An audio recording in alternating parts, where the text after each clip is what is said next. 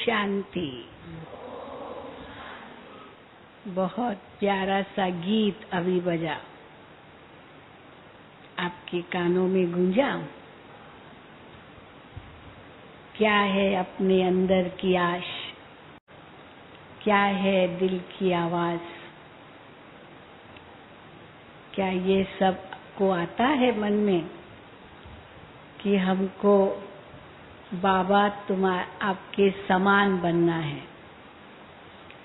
जिनके दिल में ये आता है कि हमको बाबा के समान बनना है, वो हाथ उठाएं। अच्छा, सभी? अच्छा, कोई ऐसे भी हैं जो सोचते होंगे मैं कैसे बाबा के समान बन सकूंगी, मैं तो बहुत छोटी हूँ, या मैं तो नई हूँ, मैं इतना कैसे पुरुषार्थ कर सकूंगी। जो ऐसे सोचते हैं वो हाथ उठाए। कोई भी नहीं? 2-4 उठा रहे हैं। चलो, सच तो बताया। हाँ, सच बताया, इसके लिए आफरीन है। तो देखो, आज जो मेरा विषय है, बाप दादा की आशाएं कुमारियां कैसे पूर्ण करें। कुमारियों के प्रति बाप दादा की आशाएं क्या है। बाबा के सामने जब कुमारियां होती थी तो बाबा कुमारियों को संबोधित करते थे और उनकी महिमा करते थे। जब माताएं होती थी तो माताओं की महिमा करते थे। युगल होते थे तो युगलों की महिमा करते थे। केवल भाई होते थे तो उनकी महिमा करते थे। तो अगर बाबा यहाँ होते और इतनी सारी कुमारियों को देखते तो बाबा के दिल के अंदर क्या उद्गार निकलते, वो भी कभी सोचा? क्या बाबा की उम्मीदें होती, कन्याओं के प्रति आशाएं होती, कुमारियों के प्रति? क्योंकि साकार बाबा को तो हमने अनुभव किया। जब भी हम कुमारियां बाबा के सामने जाती थी तो बाबा अपनी आशाएं बताते थे। कई बार बाबा पूछते थे, बच्ची किससे शादी करोगी? कोट पैंट वाले से शादी करोगी या पीताम्बरधारी से शादी करोगी? तो क्या जवाब देते होंगे हम लोग? पीताम्बरधारी से, कोट पैंट वाले से नहीं। हाँ, तो हम जब जवाब देते थे कि हम कोट पैंट वाले से नहीं करेंगे, पीताम्बरधारी से करेंगे, तो बाबा कहते थे फिर तो आपको उन जैसा बनना पड़ेगा। पीताम्बरधारी से करना माना श्री कृष्ण की दुनिया में जाना, श्री कृष्ण को अपना सखा बनाना, श्री कृष्ण के साथ रास करना, श्री कृष्ण के साथ महल में रहना, माना उन जैसा बनना होगा। और ब्रह्मा बाबा तो हमारे सामने थे जो श्री कृष्ण बनने वाले हैं। तो बाबा कहते थे फिर तो बाप समान बनना पड़ेगा, तब तो श्री कृष्ण की दुनिया में जा सकोगे। ऐसे ही तो नहीं जा सकोगे, ऐसे तो नहीं उनसे रास कर सकोगे। तो हम लोग बहुत फोर्स से कहते थे, बाबा हम जरूर करेंगे, हम जरूर बनेंगे। फिर बड़ी दीदी होती थी तो दीदी फिर हम लोगों से पूछती थी, इतनी हिम्मत है, इतनी हिम्मत है? तो सब कहते थे हाँ दीदी हिम्मत है। तो उसके लिए ये करना होगा, करेंगे? हाँ करेंगे। ये करना होगा, करेंगे? हाँ करेंगे। सब में कहते थे हाँ करेंगे। और डरेंगे तो नहीं? कहा नहीं डरेंगे। तो उसी समय दीदी ऐसे करती थी तो सब डर जाती थी। हाँ समझा ना, डरा ऐसे हंसाती थी दीदी, ऐसे ना कोई जानबूझ के जबर उसी समय कोई ऐसे हाथ कर ले तो दूसरा घबरा जाएगा ना कि ऐसे हाथ क्यों किया, तो एकदम घबरा जाती थी। तो दीदी कहती थी देखो डर गई, ये क्या कृष्ण को करेगी? हाँ ये क्या पीताम्बर धारी से शादी करेगी? हंसी में कहते थे। लेकिन बाबा कहते थे नहीं, ये तो बहुत बाबा की होशियार बच्चियां हैं, ये तो क्यों नहीं करेगी? फिर बाबा दूसरा प्रश्न पूछते थे कुमारियों से। दूसरी क्या उम्मीद रखते थे? बाबा पूछते थे कि अगर आपको आज कहा जाए कि इंग्लैंड की जो महारानी है क्वीन एलिजाबेथ, वो गद्दी हम आपको दे रहे हैं, तो आपको चूज करना है कि वर्तमान समय जो इंग्लैंड की महारानी क्वीन एलिजाबेथ है वो सिंहासन चाहिए या सतयुग का सिंहासन चाहिए, तो दोनों में से क्या पसंद करोगी? हाँ? यहाँ का सिंहासन नहीं चाहिए? हाँ? इतनी सारे देखो इंग्लैंड की महारानी क्या नहीं, उनके पास ताज है हीरों से जड़ा हुआ, क्या उनके आभूषण है, क्या श्रृंगार है, इस उम्र में भी कितना उनका मान है। तो यहाँ का नहीं चाहिए ताज तख्त तिलक? तो बहनें कहती थी कुमारियाँ नहीं बाबा ये नहीं चाहिए, बाबा ये तो कांटों का ताज है। तो सचमुच कांटों का ताज है। आज ही हम अखबार में पढ़ रहे थे कि अभी तो क्वीन एलिजाबेथ जो है ना वो तो बहुत बूढ़ी हो गई है, काफी बुजुर्ग है, 90 साल से तो ऊपर हो गई है। अब उनका बेटा, उनका पोता, वो सब यही कहते बस हमको ये राजा ही चाहिए ही नहीं, ये राजा ही चाहिए ही नहीं, माना इंग्लैंड की जो सॉवरेंटी है हमको चाहिए ही नहीं।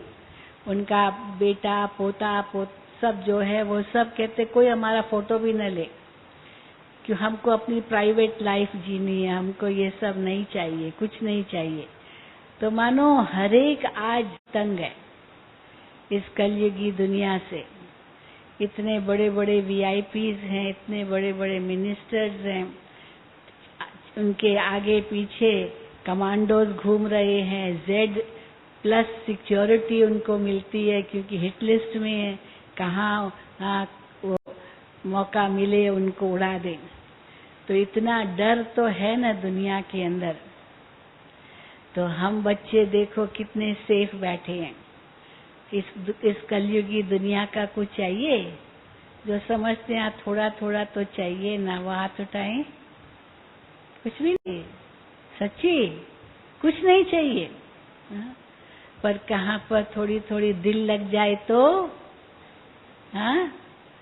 मुझे याद आता है हमारी पहली कन्याओं की जो ट्रेनिंग हुई थी मधुबन में बाबा के अव्यक्त होने के बाद 1969 में। अव्यक्त बाप दादा ने जब पहली मुरली चलाई तो दादी जी ने बाप दादा से पूछा कि बाबा अभी मधुबन में हम क्या करेंगे, क्योंकि मधुबन में आना माना बाबा मम्मा से मिलना, बाबा मम्मा से ही हम सब पलते थे, मम्मा बाबा इतना प्यार देते थे। अब बाबा मम्मा तो गए, बाबा भी साकार में नहीं है, तो मधुबन में लोग क्यों आएंगे? तो बाबा ने कहा अभी तक जो सेवा हुई वो तो चीटी मार्ग की सेवा थी, और अभी जो सेवा होगी वो तो विहंग मार्ग की सेवा होगी, क्योंकि बाप दादा कंबाइंड होकर के सेवा करेंगे। और मधुबन में तो इतने आएंगे जो आपको अनेक मकान बनाने पड़ेंगे। तो दादी तो सोच में पड़ गई। हाँ यार, हम तो सोचते भी कौन आएगा, बाबा नहीं है। लेकिन बाबा ने भविष्य के बहुत प्लान्स बताए, और कैसे बाबा ने कहा अभी ट्रेनिंग प्रोग्राम चालू करो, कुमारियों की ट्रेनिंग, कुमारों की ट्रेनिंग, युगलों की, बठियां। तो मानो बाबा के साकार में ये बठियां कुछ नहीं होती थी, बस बाबा मिला, सब कुछ मिला। सवेरे से रात तक बाबा से खेलना, बाबा से सुनना, बाबा से भोजन करना, बाबा के साथ झूले पर बैठना, बाबा के साथ ही सब कुछ। थोड़े तो लोग थे, थोड़ी छोटी छोटी पार्टियां जाती थी। 20-25 भी अगर मधुबन में पार्टी के गए तो लगता था हाउसफुल हो गया। 20-25 ही, क्योंकि छोटा सा मधुबन था। लेकिन बाबा तो भविष्य का इतना सुनाते थे मुरलियों में।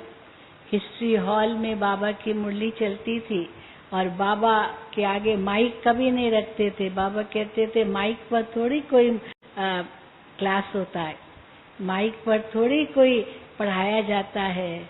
माइक तो होता है जब बहुत हजारों लाखों हो, माइक पर पढ़ाई नहीं होती है।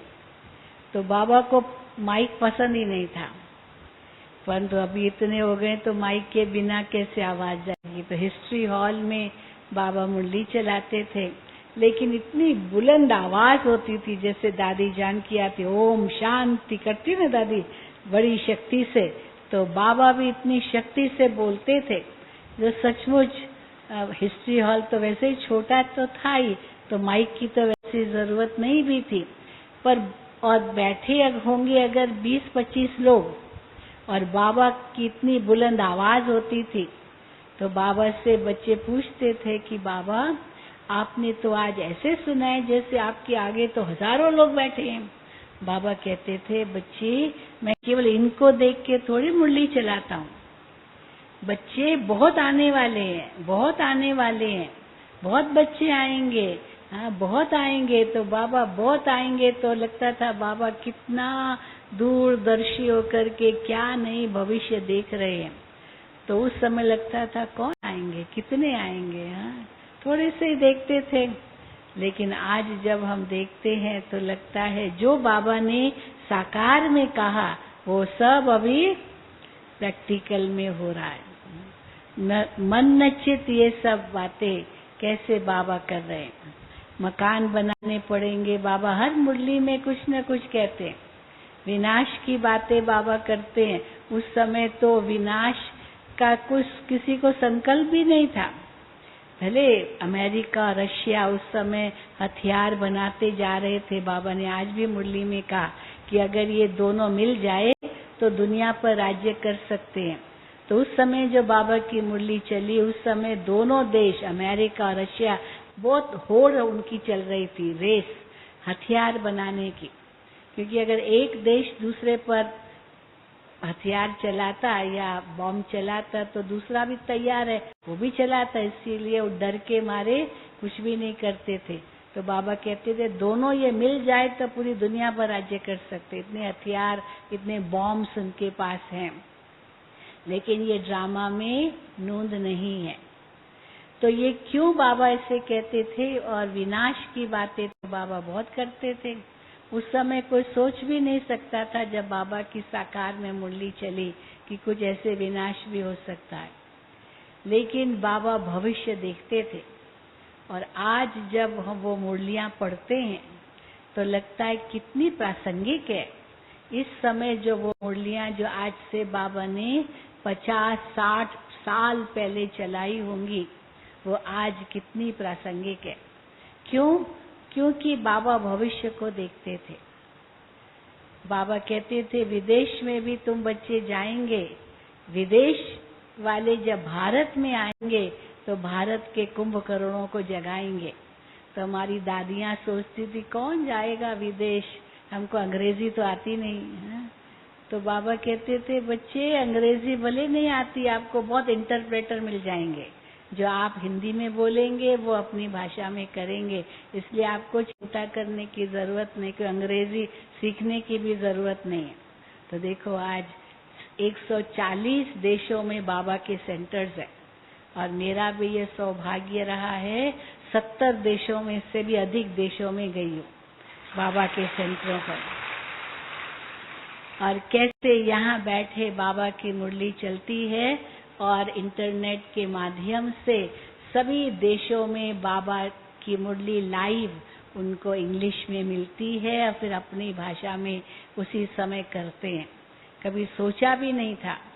तो वो जो बाबा ने साकार में बातें कही, अभी प्रैक्टिकल में हम देख रहे हैं। तो जो पहली कुमारियों की ट्रेनिंग चली उसमें हम थे, जिसमें आशा बहन भी थे और आरती बहन और चंद्रिका बहन, ये सब हम उस लेवल के हैं जो साकार में बाबा मम्मा से हम लोगों ने पालना ली है। तो हम लोग कॉलेज पढ़ते थे, तो अव्यक्त हुए, जब बाबा अव्यक्त हुए तो ट्रेनिंग रखी कुमारियों की, और उन कुमारियों की ट्रेनिंग थी जिन्होंने ये निश्चय किया कि अभी इस ट्रेनिंग के बाद हम सेवा केंद्रों पर जाएंगे। उनकी ट्रेनिंग थी जो जिन्होंने कहा हम नहीं, अभी फाइनल नहीं है, हमने कुछ भी निश्चय नहीं किया है, उनकी नहीं रखते थे। और उस समय हम लोग पता है कितनी थी, केवल 30 कुमारियां, और अभी मैंने सुना 3000 कुमारियां। हाँ, तो देखो क्या था उस समय और क्या अभी, कितना अंतर। तो मुझे याद है बाबा हर तीसरे दिन, 1 महीने की ट्रेनिंग थी, हर हफ्ते कम से कम बाप दादा बच्चों से, कुमारियों से मिलने के लिए आते थे। तो एक बात बाबा की मुरली की मुझे कभी नहीं भूलती। तो बाबा ने कुमारियों से पूछा, बाप दादा ने 69 में 15 मई से 15 जून तक हमारी ट्रेनिंग हुई 69 में। तो बाबा ने कुमारियों से पूछा कि बाबा कुमारियों को इतना प्यार क्यों करते हैं। ये प्रश्न किया बाबा ने, कुमारियों को बाबा इतना प्यार क्यों करते हैं। तो हर एक कुमारी ने अपनी अपनी ढंग से जवाब दिया, कुमारियां पवित्र है इसीलिए करते हैं, कुमारी बंधन मुक्त है इसलिए करते हैं, माना सब अच्छी अच्छी बातें का। ये तो ठीक है, ये तो अच्छा है, और बाबा और पूछते गए, अभी कितना सुनाएंगे। महिमा सारी कुमारियों की कर डाली। फिर बाबा ने कहा, बाबा बताए क्यों बाबा इतना प्यार करते हैं कुमारियों को, ताकि कुमारियां किसी और के प्यार में न फंस जाए। क्योंकि कुमारियों को दूसरे के प्यार में फंसना बड़ा आसान है। किसी ने थोड़ा फुसलाया, किसी ने मोबाइल दिया, किसी ने कुछ घड़ी दी, किसी ने अब कार में घुमाया, बस उस दिल लग गई। हाँ? ऐसे माया के अलग अलग रूप आते हैं कुमारियों के पास, इसीलिए उनके बहकावे में आ जाते हैं और फिर उनको अपना दिल दे देते हैं। तो ये कुमारियों की बहुत बड़ी कमजोरी है। तो लेकिन फिर उसके बाद बाबा ने सारी मुरली उस पर ही चलाई कि कभी भी किसी में आंख न डूबे।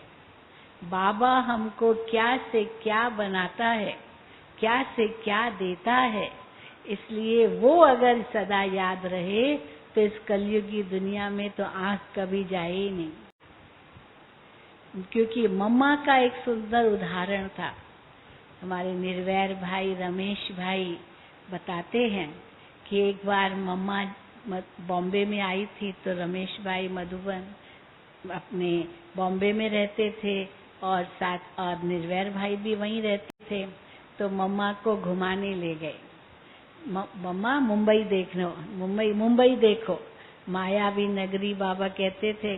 तो घुमाने ले गए, तो वहाँ बड़ी बड़ी बिल्डिंग्स, उसके ऊपर वो ये जो होर्डिंग्स होते हैं ना, वो लाइट वाले होर्डिंग्स चमकते हैं, फिर वो रंग बदलते हैं, बहुत कुछ बहुत आकर्षक होते हैं होर्डिंग्स, जो इनके बोर्ड, साइन बोर्ड्स। तो अब वो मम्मा की आंखें तो बिल्कुल नीचे, मम्मा तो जैसे किसी को देख ही नहीं रही है, कुछ भी नहीं देख रही है। तो रमेश भाई और निर्वैर भाई आपस में बात करें कि ये जो होर्डिंग है ना, ये जो बोर्ड है, देखो कितना सुंदर है, कैसे लाइट बदल रही है, कैसे ये हो रहा है। हम लोग भी अपना सेंटर के बाद जो बोर्ड लगाए ना, ऐसे बना सकते हैं। तो अभी मम्मा आगे बैठी है, मम्मा तो जैसे सुन रही है, नहीं सुन रही है बराबर। तो बाबा ने, तो मम्मा को रमेश भाई ने या निर्वैर भाई ने कहा, मम्मा आपने वो बोर्ड देखा, देखो कितना सुंदर था, हम ऐसे बोर्ड बना सकते हैं। मम्मा ने कहा, कौन सा बोर्ड? मम्मा ने तो देखा ही नहीं। तो मम्मा से कहा, मम्मा इतना बड़ा बोर्ड था, कैसे नजर नहीं गई?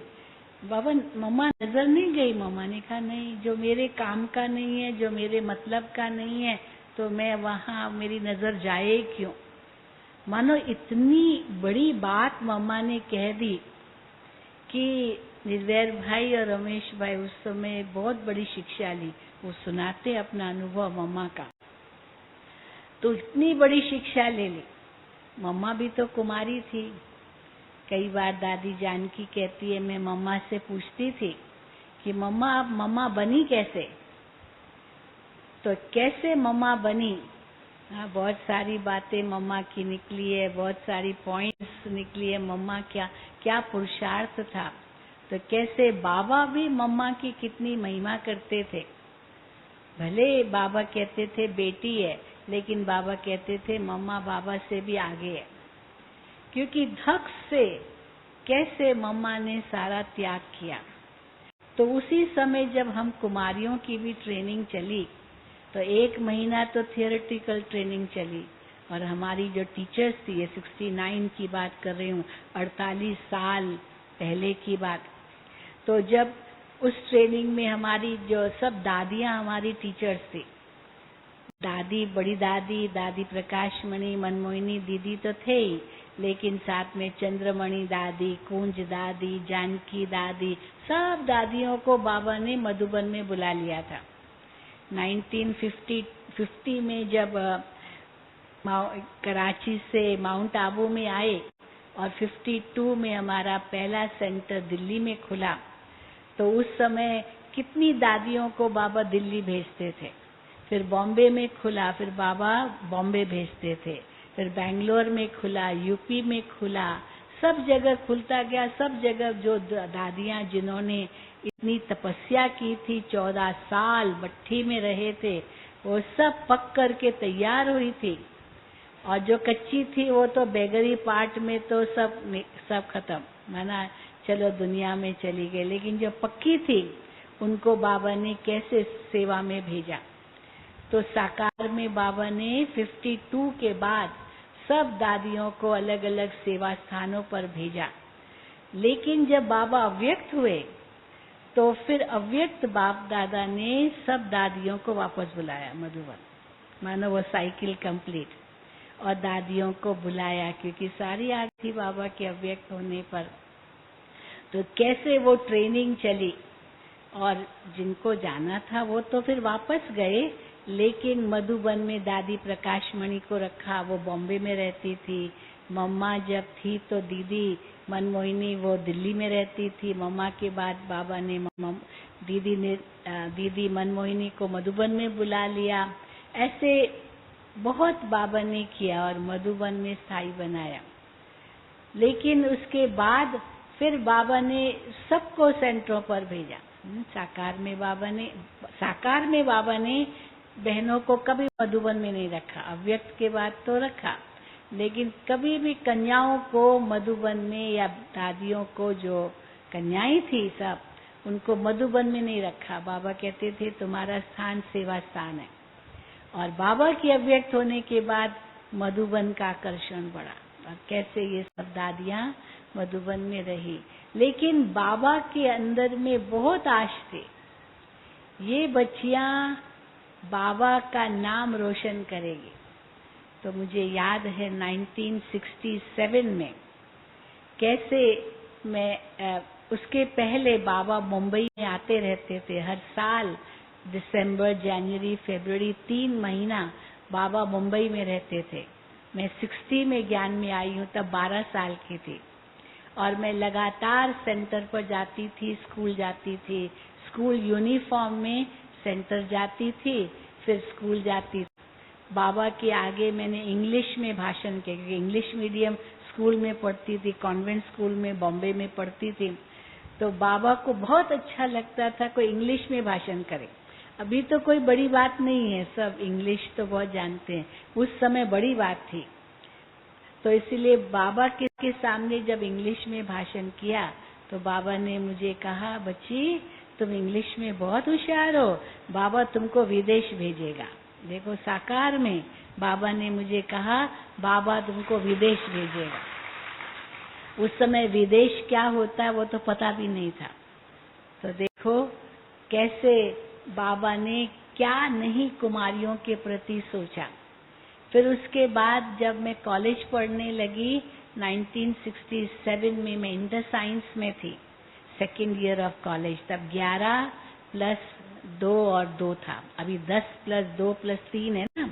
उस समय 11 प्लस 2 प्लस 2 था स्कूल, और उसके बाद 4 साल कॉलेज, 2 फर्स्ट ईयर इंटर और फिर डिग्री कोर्स 2 साल। तो जब हम 11 स्कूल, उस समय हम जब कॉलेज में आए, सेकेंड ईयर कॉलेज था, तो उस समय हमको डिसाइड करना था इंजीनियरिंग लूँ या मेडिकल लूँ, क्योंकि घर से बहुत फोर्स था कि डॉक्टर बनना है, मेडिकल लाइन लेनी है, मेडिसिन पढ़ना है, MBBS की लाइन लेनी, क्योंकि इंटर साइंस के बाद कर सकते थे। तो मैंने बाबा को पत्र लिखा कि बाबा मैं क्या करूं। तो बाबा ने मुझे पत्र का जवाब दिया। आप सोच सकते हैं इतनी छोटी कुमारी को बाबा ने पत्र का जवाब दिया। बाबा सबको पत्र का जवाब देते थे, चाहे छोटा हो चाहे बड़ा हो, कोई भी बाबा को लिखता था। इसलिए बाबा की वो बाबा का फेमस वो चित्र है पत्र लिखते हुए। तो बाबा ने मुझे, क्योंकि मैंने बाबा को लिखा, बाबा घर में सब बहुत कह रहे हैं कि तुम मेडिकल लाइन लो, डॉक्टर बनना है। तो बाबा को मैंने लिखा बाबा मैं क्या करूं, मेरे आगे ये समस्या थी। तो बाबा ने मुझे पत्र लिखा कि बच्ची बाबा की तुम्हारे में बहुत आश है और बाबा चाहते हैं तुम रूहानी डॉक्टर बन के विश्व की सेवा करो। ये बाबा ने मेरे प्रति आश जताई, रूहानी डॉक्टर बन के विश्व की सेवा करो। जब ये पत्र मुझे हाथ में आया तो हमने सोचा, मैं तो ये सोच रही थी मेडिकल लाइन लूंगी, MBBS करूंगी, ये करूंगी वो करूंगी, और बाबा ने तो ये लिख दिया। तो बस उसके बाद लगन लग गई कि मुझे अभी और आगे पढ़ना नहीं है, बस मुझे तो बाबा की सेवा करनी है। 18 साल की तो हो गई थी, तो मुझे बाबा की सेवा करनी है, मुझे आगे नहीं पढ़ना है। अब मेरे आगे परीक्षाएं आई, क्योंकि घर से तो कोई छुट्टी न दे कि तुम जाके सेंटर पर रहो। तो दादी प्रकाश मणि हमारी टीचर थी, गाम देवी बॉम्बे में, वहीं जाते थे। तो दादी को मैंने कहा दादी देखो बाबा की चिट्ठी आई है कि बच्ची तुमको रूहानी डॉक्टर बन के विश्व की सेवा करनी है, तो मैं आगे नहीं पढ़ूंगी, मुझे बस बाबा की सेवा में लगना है, मुझे समर्पित होना है। तो दादी ने कहा ऐसे कैसे आपको समर्पित करेंगे, घर से चिट्ठी चाहिए, जब तक घर से चिट्ठी नहीं मिलेगी तब तक आपको हम समर्पित नहीं कर सकते हैं। घर से चिट्ठी लाओ, भले 18 साल की हो गई हो, लेकिन घर से चिट्ठी चाहिए। तो मैंने घर में कहा कि मुझे आगे पढ़ना नहीं है, तो इसलिए मुझे सेंटर पर रहना है। तो घर वाले कहे कि हम तो चिट्ठी नहीं देंगे। तो घर वाले चिट्ठी नहीं देंगे और सेंटर वाले कहे चिट्ठी नहीं होगी तो सेंटर पर नहीं रखेंगे।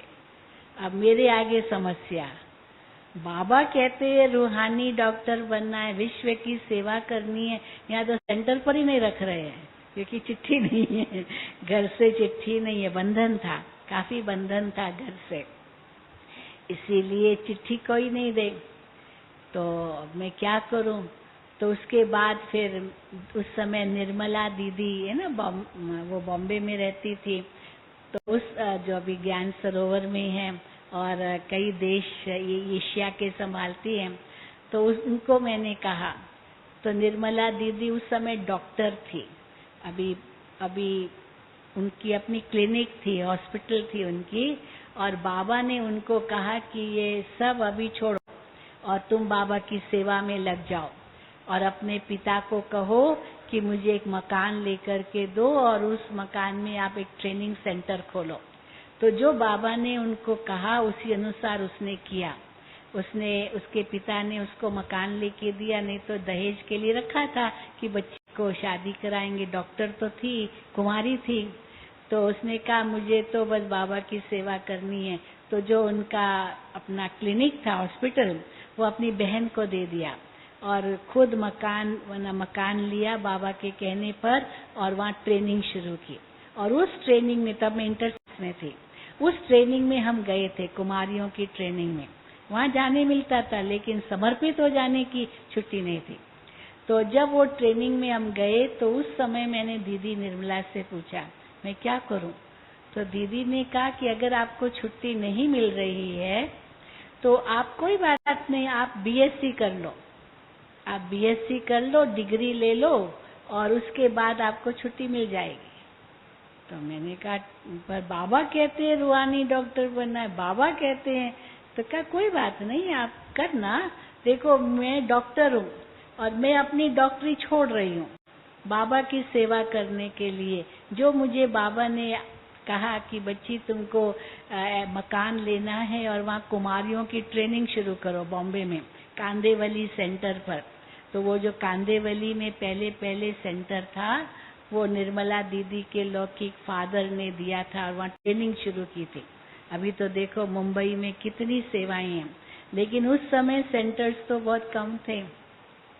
और तो फिर जब दीदी ने ये कहा कि मैं तो खुद मेडिकल प्रैक्टिस छोड़ रही हूँ, वो गायनेकोलॉजिस्ट थी, बहुत उनकी अच्छी प्रैक्टिस थी, बहुत अच्छा उनका हॉस्पिटल था, और वो अपनी बहन को दे रही है और खुद बाबा की सेवा में समर्पित हो गए। तो इसीलिए मुझे उसने राय दी कि अगर आपको अभी छुट्टी नहीं मिल रही है कोई बात नहीं, आप 2 साल का डिग्री कोर्स ले लो, बीएससी कर लो और फिर देखो बाबा की मदद मिलेगी। तो जैसे मैंने बीएससी किया, क्योंकि घर से छुट्टी नहीं थी, सेंटर पर भी रहने की परमिशन नहीं थी। तो फिर जब बीएससी मेरा एग्जाम हो रहा था जनवरी 69, ये 67 में बाबा ने मुझे पत्र लिखा था। फिर 69 जनवरी, 18 जनवरी को जब बाबा व्यक्त हुए तो 18 जनवरी शाम को, शनिवार का दिन था, तो मैं शाम को सेंटर पर गई। वहाँ कोर्स कराती थी, क्लास कराती थी, भाषण करती थी, म्यूजियम समझाती थी। कुलाबा सेंटर में उनके पास में रहती थी, मेरा घर वहीं था बॉम्बे में। तो सब कुछ करती थी और एक सफेद ड्रेस सेंटर पर रख दिया था और आती थी, कॉलेज से आती थी या घर से आती थी कलर्ड कपड़ों में, फिर वो चेंज करके सफेद साड़ी पहन लेती थी और सेवा करती थी, फिर चली जाती थी चेंज करके। तो इतनी परमिशन थी, पर सेंटर पर रहने की परमिशन नहीं थी। तो जब मैं घर गई तो 17 तारीख रात थी, 8 बजे मैं घर गई वापस, और बाबा अव्यक्त हुए 18 रात, शनिवार की शाम थी, और बाबा अव्यक्त हुए लगभग 8:45 बजे। और 8:45 बजे के बाद कैसे दादी जी ने सब तरफ पत्र लिखे, टेलीग्राम किए बाबा के अव्यक्त होने का, और सब आ जाओ। तो अब मुझे तो पता ही नहीं, मैं तो घर चली गई थी। फिर 19 तारीख सुबह जब मैं सेंटर पर गई, तब संडे था, रविवार था। तो जैसे संडे को मैं सेंटर पर गई, इतने भाई बहने, संडे के दिन छुट्टी का दिन होता, आते हैं, लेकिन उस दिन मैंने देखा जो थोड़े बहुत आए थे वो सब योग में बैठे थे। तो मुझे आश्चर्य हुआ कि ये क्या, सब योग में बैठे हैं और मुरली नहीं चल रही है, दादियाँ कहाँ हैं? तो क्योंकि जैसे ही 9 बजे उनको न्यूज़ मिली, दादी पुष्प शांता रहती थी, बहुत दादियाँ रहती थी कुलाबा सेंटर पर, वो सब रातों रात, कोई ट्रेन से, कोई टैक्सी से, कोई बस से, सब रातों रात ट्रैवल करके 19 तारीख को सुबह यानी दिन में पहुंच गए मधुबन। अब मानो कि कितने आए मधुबन। अब मधुबन तो उस समय कितना छोटा था, बाबा अव्यक्त हो गए थे। अब जब 19 तारीख में सवेरे गई क्लास में और किसी से पूछा, सब शांति में बैठे हैं, मैंने पूछा क्या बात है, आज मुरली नहीं चल रही? तो कहा बाबा अव्यक्त हो गए। मैंने कहा बाबा अव्यक्त हो गए, बाबा चले गए? बस मैं खड़ी थी वहाँ, सेंटर में, वहाँ पर बालकनी में खड़ी थी। तो जैसे मुझे ये इन्फॉर्मेशन मिली, मेरी टांगे कांपने लगी, टांगे एकदम कांपने लगी। मैं 20 साल की थी उस समय, कोई 20-21 साल की, टांगे कांपने लगी। और मुझे ऐसे लगा ये आकाश जो है ना, ये सब 2 टुकड़े हो जाएगा और सारी धरती नीचे आ जाएगी, ऐसे मुझे महसूस होने लगा। और एकदम मैं जैसे सुन्न हो गई, मेरे मुख से कोई आवाज आने की, क्योंकि मुझे लगा बाबा चले गए माना विनाश खत्म, बाबा चले गए विनाश। तो उस समय मुझे जैसे बाबा मेरे सामने खड़े हुए, ऐसे मुझे अनुभव हुआ। और ऐसे लगा जैसे बाबा का वो अव्यक्त रूप मेरे सामने है और मैं बाबा को कह रही हूँ, बाबा आप चले गए, मैंने आपकी आश तो पूरी की नहीं। बाबा मैंने आपकी आश पूरी नहीं की। आपने कहा कि आपको रूहानी डॉक्टर बन के विश्व की सेवा करनी है, और आप चले गए। पता तो था नहीं क्या आगे पाठ होगा, कुछ वो तो मालूम ही नहीं था। तो उसी समय मुझे ऐसे अनुभव हुआ जैसे अव्यक्त बाप दादा लाइट के आकार में जैसे मेरे सिर पर हाथ रख रहे और मुझे आश्वासन दे रहे हैं, बच्ची मैं गया नहीं हूँ, मैं तुम्हारे साथ हूँ और तुमको बाबा की आश पूरी करनी है। ये बाबा का उस समय जैसे मुझे एक वाइब्रेशंस आए, जैसे वो आवाज आई बाबा की कि बच्ची तुमको ये आश बाबा की पूरी करनी है और विश्व की सेवा करनी है। तो बस उसके बाद थोड़ा ठंडे हुए और फिर बैठे, खड़े खड़े सब अनुभव हुआ मुझे उसी समय। और फिर मैं भी बैठ गई और फिर तो बताया कि कैसे बाबा अव्यक्त हुए, अभी क्या होगा, सब फिर मालूम पड़ा। लेकिन जो मेरे मन में प्रश्न था, बाबा की आश मैंने पूरी नहीं की है और बाबा चले गए। बस फिर तो पढ़ना जितना था, अप्रैल में एग्जाम्स थे वो पूरे करके ट्रेनिंग करने का निमंत्रण हम मधुबन आए। तो जब हम मधुबन में आए और ट्रेनिंग चली, हम लोग 30 कुमारियां थी, केवल 30, सब कॉलेज की पढ़ी हुई कुमारियां। कोई बीए करके आए थे, कोई बीएससी, कोई एमए।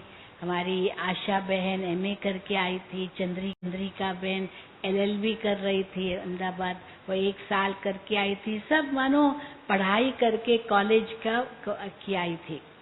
और उनमें से कुछ ऐसी थी जो उन्होंने सोचा था कि हम फिर जाकर के आगे पढ़ेंगे, और कुछ नहीं सोचा था कि नहीं हम तो अभी सरेंडर हो जाएंगे। तो हमने भी यही कहा था, बस मुझे बाबा की आश पूरी करनी है, मुझे सरेंडर होना है। घर में बहुत कहा भी बीएससी हुआ तो एमएससी करो, ये करो, वो करो। मेरे लौकिक भाई अमेरिका में रहते थे, वो कहे कि आप अमेरिका आओ, मैं आपको बहुत पढ़ाऊंगा यहाँ। मैंने कहा अमेरिका नहीं जाना है, वहाँ माया है माया है, हमको अमेरिका नहीं जाना है।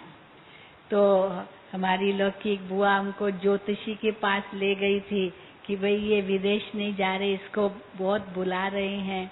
तो फिर आ गई दादी, आ गई अभी। तो उस ज्योतिषी ने मेरी हाथ रेखाएं देखी, तो क्या या तो अमेरिका 1 बार तो क्या 10 बार जाएंगी, बहुत घूमेगी, बहुत इनकी विदेश की लाइन है। मानो सारी जो कुछ मेरे विरुद्ध कुछ भी कंप्लेंट्स थी वो ज्योतिषी ने तो सब पॉजिटिव ही बोल दिया।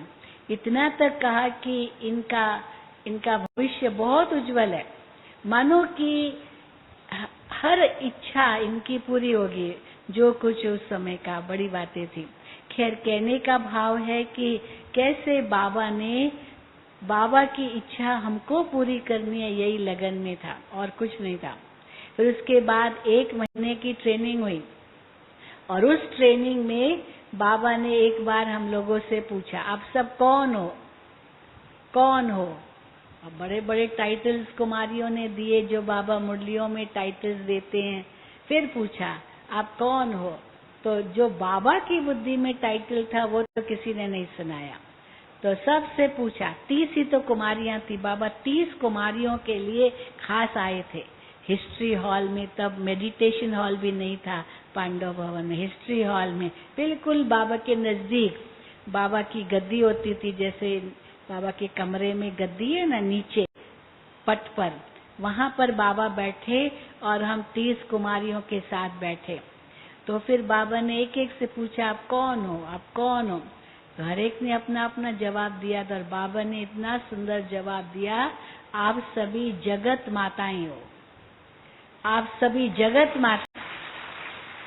अगर आप अपने आप को कुमारी समझेंगी ना, तो कभी भी आप निर्भय होकर सेवा नहीं करोगे। हर एक कुमारी अपने को क्या समझे, मैं जगत माता हूँ। तो बाबा की आप में ये आश है कि जैसे कामधेनु, उस दिन भी बाबा की मुरली में था, आप कामधेनु की बच्चियां मास्टर कामधेनु हो, सबकी मनोकामनाएं पूर्ण करने वाली। इसीलिए तो एक अकेली कामधेनु थोड़ी होगी, एक अकेली की महिमा थोड़ी है, माता ओ माता तू सबकी भाग्य विधाता। ये इतनी सारी कामधेनु, इतनी सारी भाग्य विधाताएं, इतनी सारी जगत अम्बाएं हैं, सारी दुनिया की मनोकामनाएं पूर्ण करने वाली। तो हमने कहा पहले तो बाबा की कामना, बाबा की जो इच्छा वही पूरी करे, बाकी फिर दुनिया की इच्छाएं। तो इसीलिए बाबा ने हमें ये बहुत सुंदर टाइटल दिया, तुम जगत माता हो। कभी भी अपने को कुमारी नहीं समझना, क्योंकि कुमारी के आगे बहुत बातें आएगी।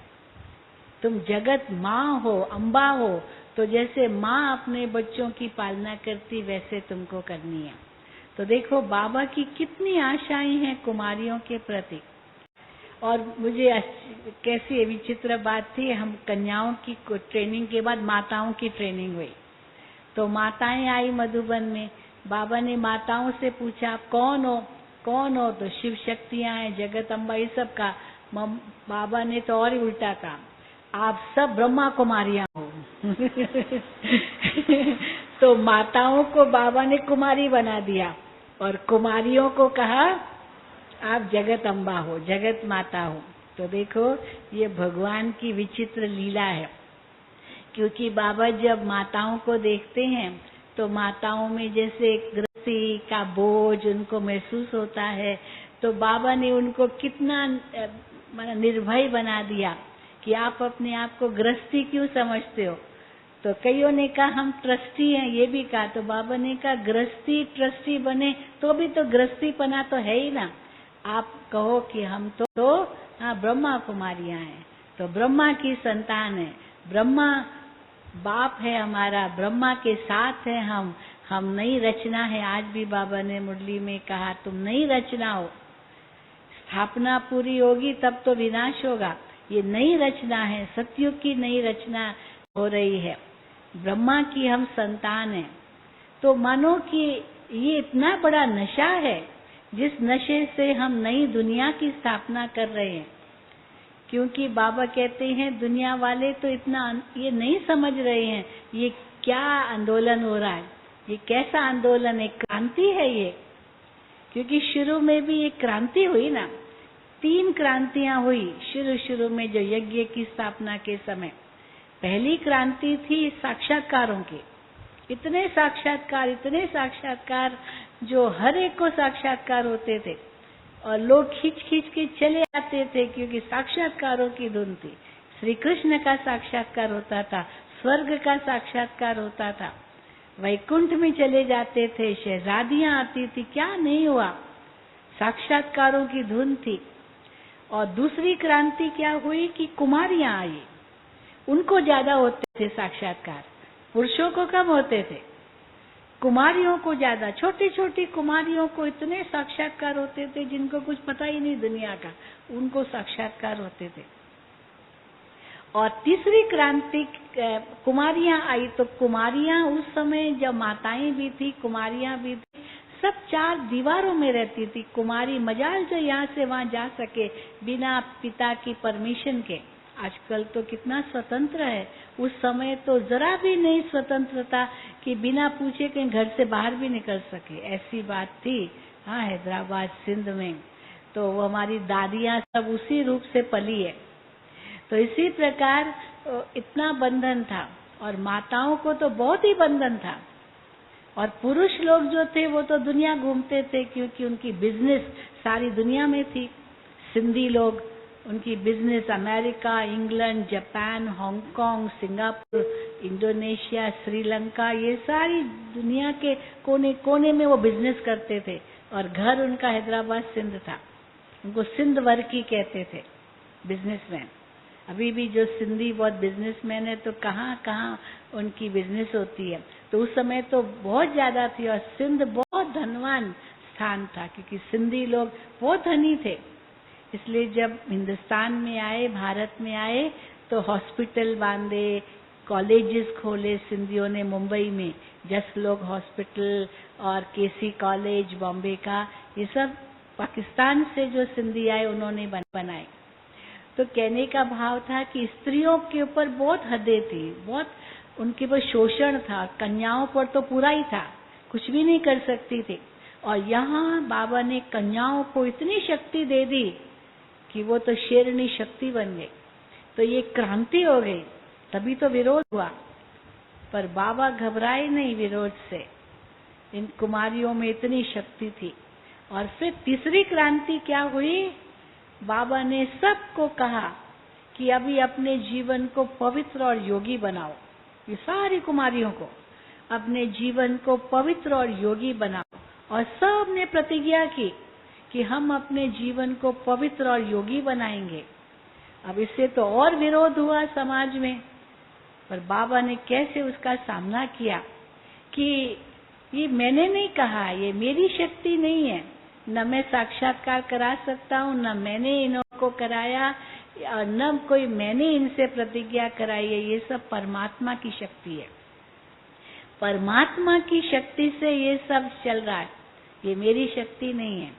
पर जो विरोध करने वाले वो तो बाबा को ही देखते थे कि यही है, और ये कहता था मैं तो नहीं। इसीलिए बाबा कई बार कहते हैं ना, वाट वेंदे ब्राह्मण फाथो, रास्ते चलते ब्राह्मण फंस गया। वैसे भी लौकिक में बाबा कृपलानी जाति जो सिंधियों की होती है वो बहुत रॉयल है, माना ब्राह्मण जाति है, बहुत रॉयल। तो इसीलिए वाट वेंदे, रास्ते चलते ब्राह्मण फंस गया, क्योंकि बाबा तो बहुत बड़े बिजनेसमैन थे, बहुत उनका नाम था, मान था, इतनी उनकी महिमा थी, इतने बड़े दानी थे, इतने बड़े भक्त थे, तो ये सब कुछ थे उनके अंदर।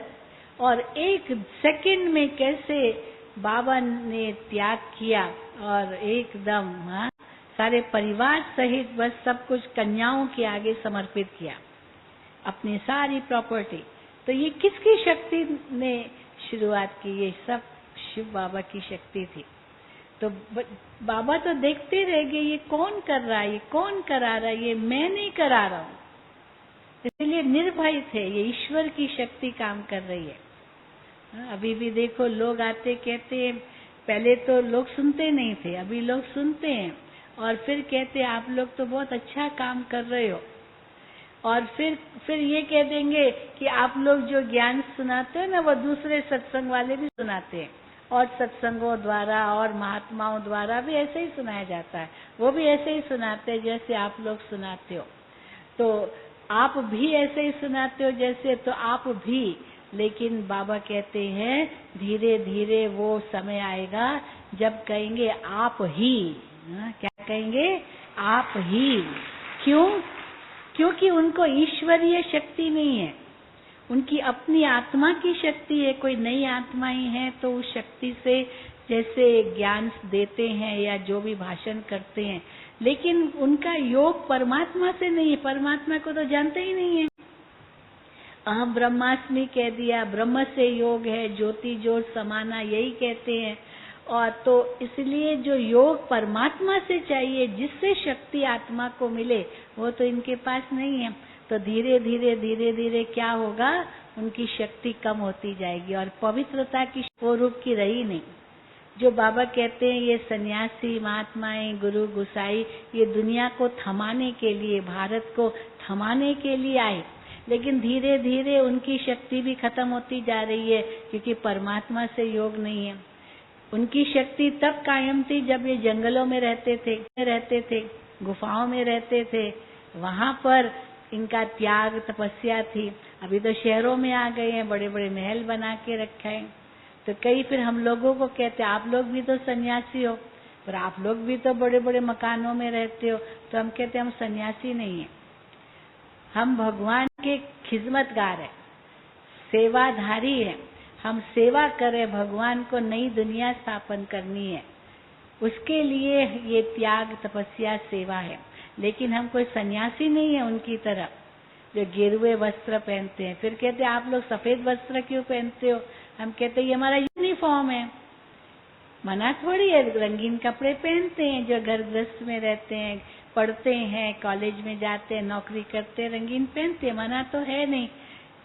लेकिन ये हमारा यूनिफॉर्म है और इस यूनिफॉर्म में हम सेवा करते हैं। जैसे यूनिफॉर्म पहन के नौकरी करते हैं ना, यूनिफॉर्म पहनना होता है। कई ऐसी कंपनीज है जहाँ पर सबको एक जैसा यूनिफॉर्म पहनना होता है। तो ये भी तो भगवान की बहुत बड़ी कंपनी है। हम यहाँ पर ये यूनिफॉर्म है हमारा। तो वो कहते हैं फिर वो तो चलो 8 घंटा यूनिफॉर्म पहना, फिर तो नहीं पहनते। हम कहते हम तो ऑल 24 आवर्स ऑन ड्यूटी 24 घंटा 24 घंटा ड्यूटी पर है। तो 24 घंटा ड्यूटी माना 24 घंटा पहनना पड़ेगा ना। जैसे जो हमारे आर्मी वाले वो जो ड्यूटी पर होते हैं, अभी देखो कश्मीर में या जहाँ सियाचल में या जहाँ भी वो रह रहे हैं, देश की रक्षा कर रहे हैं, बॉर्डर पर रक्षा कर रहे हैं, उनको 24 घंटा यूनिफॉर्म पहनना पड़ता है। अभी भी कल 21 जून को देखा हमने टीवी पर, कैसे सियाचल जो चाइना बॉर्डर है वो देश की रक्षा हो रही है, क्योंकि चाइना का भी अटैक कभी भी हो सकता है। इतनी ठंडी -25 डिग्री पर वो हमारे आर्मी के लोग रहे पड़े हैं, देश की रक्षा कर रहे हैं। तो वो भी एक्सरसाइज कर रहे हैं, पर वो यूनिफॉर्म में, अपने यूनिफॉर्म में। तो देखो कहाँ पर है, पर 24 घंटा ऑन ड्यूटी। मैं लेह लद्दाख गई थी, वहाँ आर्मी क्वार्टर्स में हमारा भाषण था, लद्दाख कश्मीर से दूर तो और आगे। तो वहाँ हमने उनसे पूछा कि आप 24 घंटा ड्यूटी पर रहते हो, तो कभी आपको लगता नहीं है हम चेंज करें कपड़े, माना नॉर्मल ड्रेस पहने? तो कहते हैं बहन जी हम ये कर ही नहीं सकते, यहाँ तक कि जूते भी नहीं उतार सकते, जूते भी पहनने पड़ते हैं, पूरी ड्रेस, क्योंकि कभी भी हमको बुलावा आएगा, उस समय हम कपड़े चेंज करेंगे क्या? उस समय जूते पहनेंगे क्या? फटाफट उसी सेकंड हमको निकल जाना होता है और सब तैयार। यहाँ तक कि वो बंदूक वो भी डाल करके तैयार ही लेटे थोड़ा सा टाइम। अब देखो कितना उनका त्याग है। दादी दादी जी हमारे बीच आ रही है। हाँ देखो दादी को कितनी लगन है। बैठ जाए। हाँ, और दादी देखो दिल्ली में गए थे 21 जून को, बहुत बड़ा प्रोग्राम हुआ लाल किले पर। 50,000 बाबा के बच्चे थे जिन्होंने व्यायाम भी किया और योग भी किया। फिर दादी जी 20 तारीख को राष्ट्रपति से भी मिली। कैसे वो अभी भी आकर्षित कितने होते हैं, ब्रह्मा कुमारियां क्या कर रही है, इतनी उनकी आंखें खुल गई है।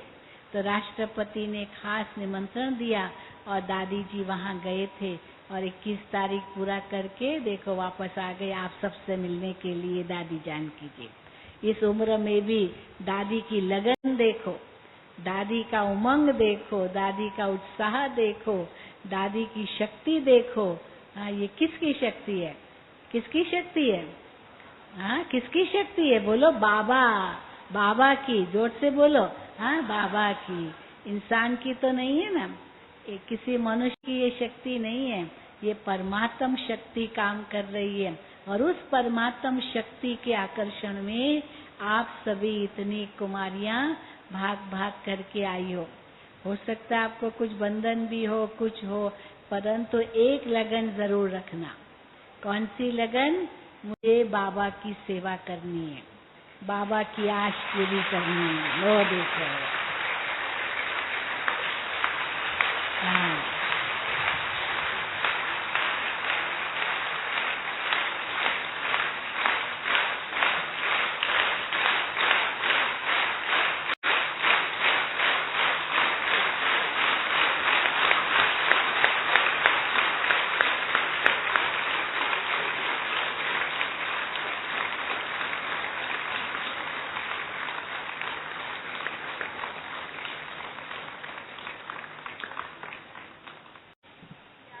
ओम शांति। संगम युग का ये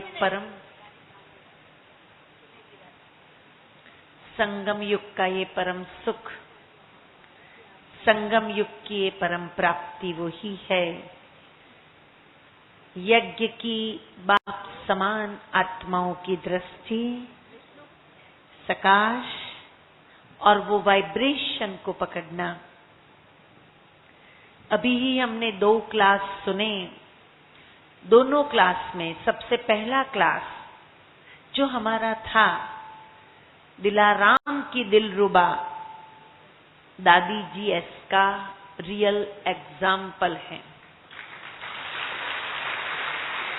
और दूसरा क्लास कुमारियों के प्रति बाप दादा की आशाएं। दादी जी के क्लास में हमेशा हम सब ये बात प्राप्त करते हैं कि कैसे जल्दी जल्दी बाप दादा की आशाओं को पूर्ण करें।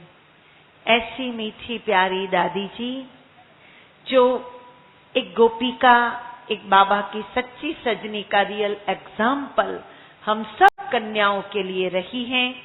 आज हम कन्याओं की इस भट्ठी में हम सब के बीच विशेष समय निकाल करके पधारे हैं। दादी जी, कुमारियों के बीच आपका दिल से स्वागत है, अभिवादन है, अभिनंदन है। चलो, 80 साल के योगी जीवन के वो वाइब्रेशन को हम स्वयं में संभाले। बाप समान स्थिति के वो प्रकंपनों को हम बटोर ले और भगवान की आशाओं को इन दृष्टि से स्वयं में स्वीकार कर ले। तो चलो बाबा के पास।